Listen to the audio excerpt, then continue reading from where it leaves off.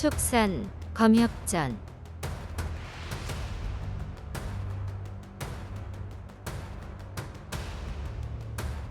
일화, 우연한 재회. 외로이 달밤에 배를 졌는데 무협의 원숭이가 우짖으며 잔도를 오르고 말리 타양에서 지기를 만나 속세의 연을 끊고 명산에서 함께 은거하네.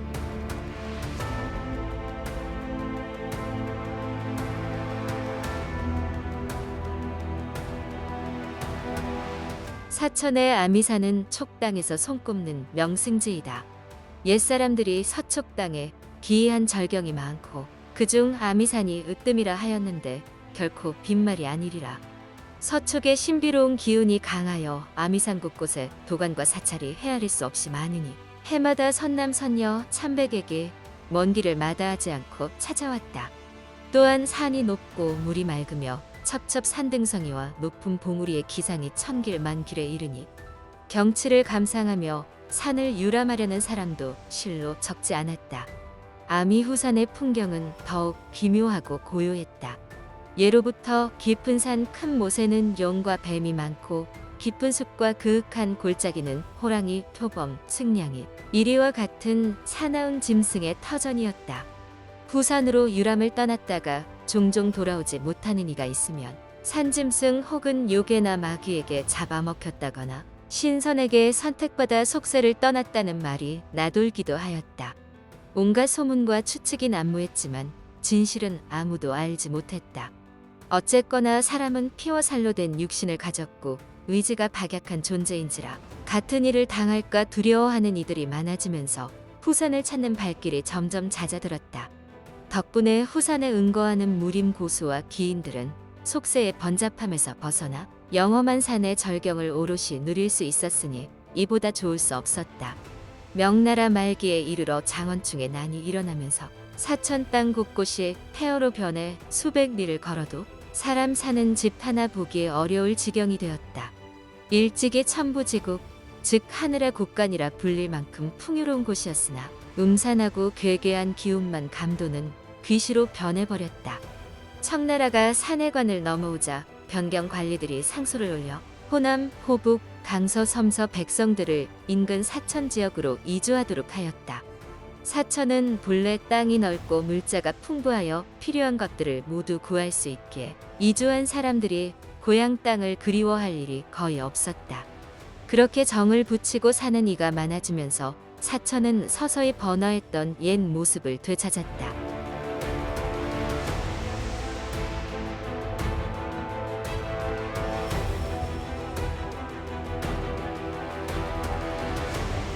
청나라 강희 1년 1662년 무협에서 장강을 거슬러 오르는 작은 배 한 척이 있었다.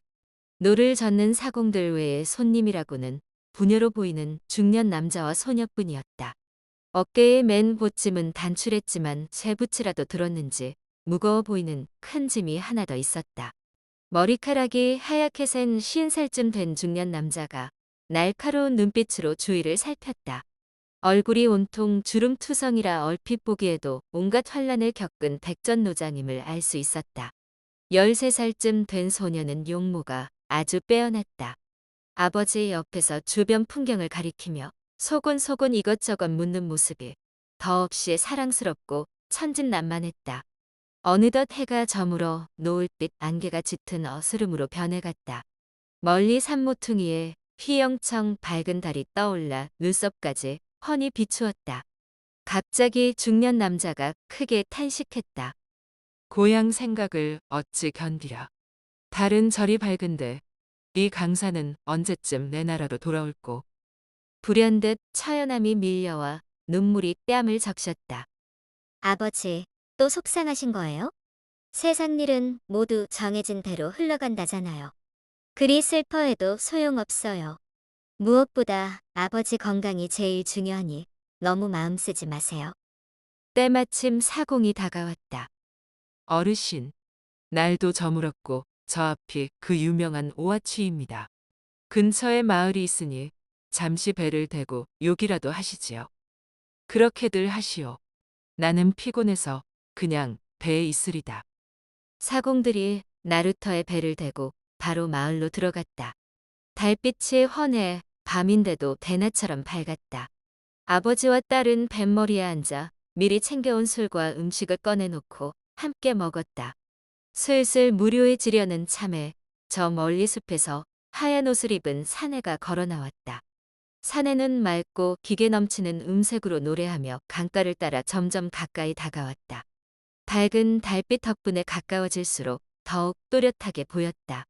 중년 남자도 절로 흥이 돋아 크게 외쳤다.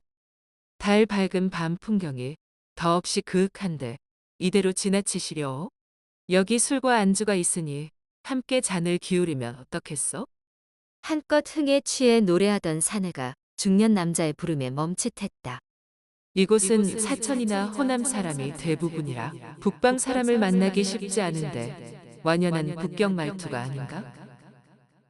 어쩌면 고향 사람일지도 모르겠군.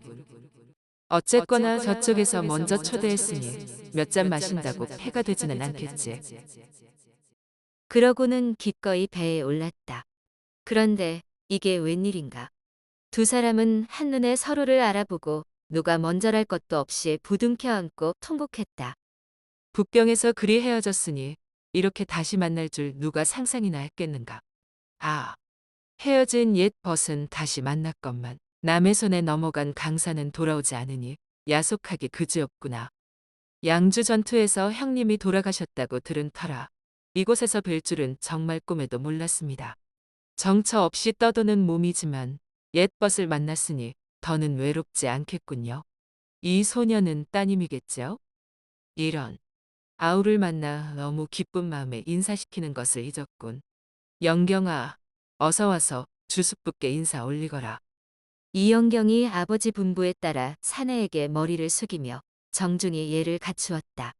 사내도 가볍게 답례하였다.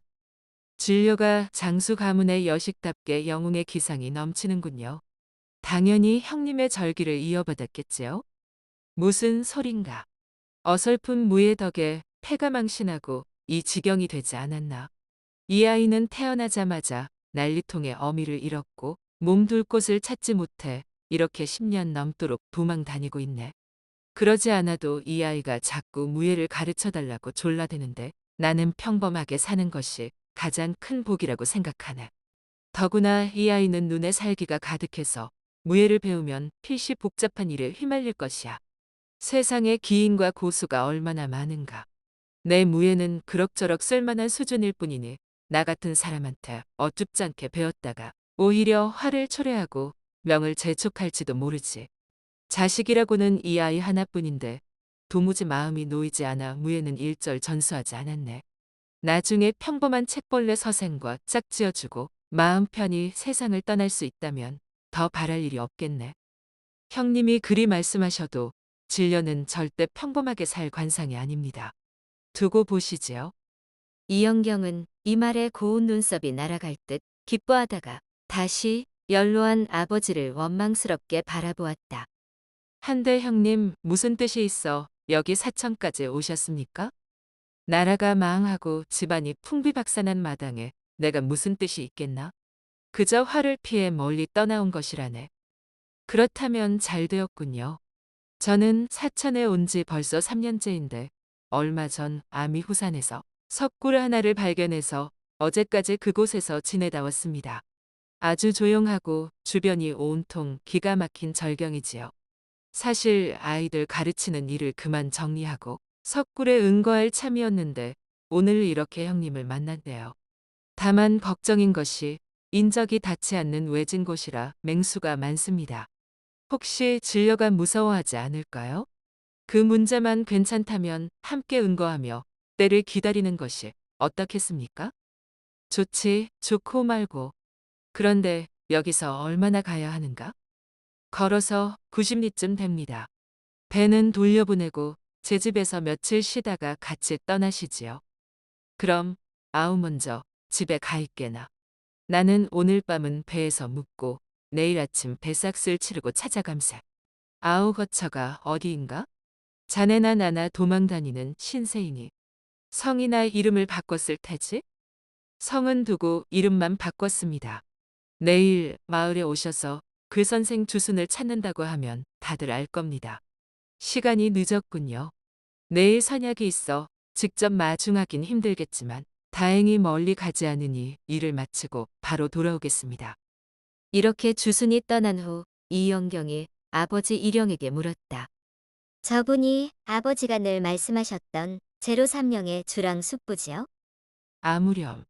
이 아비가 소시적에 양달 주랑 두 숙부와 제 노연이 일대에서 이름께나 날렸단다. 양 숙부는 명나라가 망한 뒤에도 고국을 그리워하며 동분서주하다가 원수에게 목숨을 잃었단다. 이 아비와 주 숙부는 살아남기는 했지만 서로 목숨을 보전하고 있는지조차 모르다가 이렇게 다시 만난 것이란다. 훌륭한 동반과 아미산에 응거하게 되었으니 한시름 덜었구나. 이만 쉬고 내일 아침에 마을로 가자꾸나. 마침 얼근하게 취한 사공들이 돌아왔다. 이보시게. 우린 내일 아침에 배에서 내릴 것이요. 이 부근에 사는 친척이 있어 몇 달 머물 참이요. 그동안 수고 많았으니 약조한 배삭새 술값으로 은자 넉량 더 얹어주리다. 일찍들 쉬시구려. 사공들은 냉큼 감사 인사를 하고 조용히 물러갔다.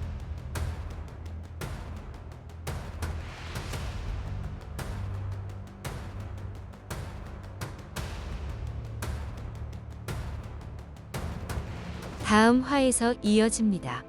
더 좋은 콘텐츠를 제작하기 위하여 구독과 좋아요, 알림 설정 부탁드려요.